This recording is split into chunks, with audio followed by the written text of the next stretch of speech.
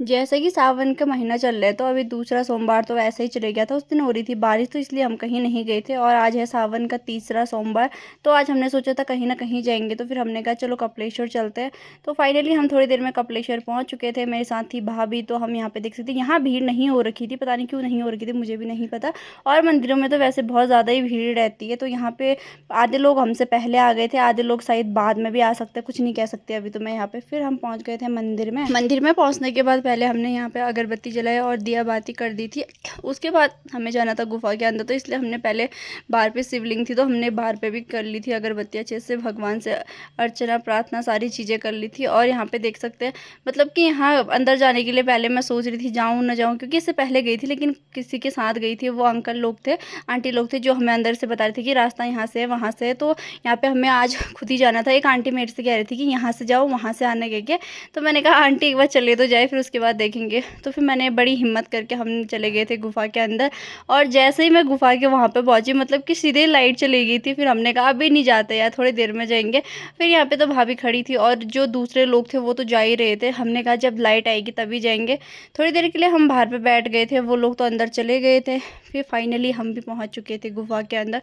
और गुफा के अंदर पहुंचने के बाद इतनी शांति की अनुभूति हो रही थी, मैं आप सबको बता नहीं सकती हूँ। और थोड़ा गीला भी हो रहा था क्योंकि बारिश का मौसम है, तो इस चक्कर में मतलब कि अंदर भी पानी गया हुआ ना, उस चक्कर में बहुत गीला भी हो रहा था।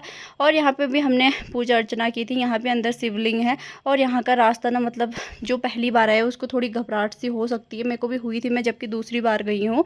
और यहाँ से ये जाने वाला है रास्ता, दो जाने वाले रास्ते हैं और एक यहाँ से आने वाला रास्ता है। अगर आप लोग कभी जाएंगे तो कमेंट में ज़रूर बताना। फिर उसके बाद यहाँ पे हमने लगाया था टीका।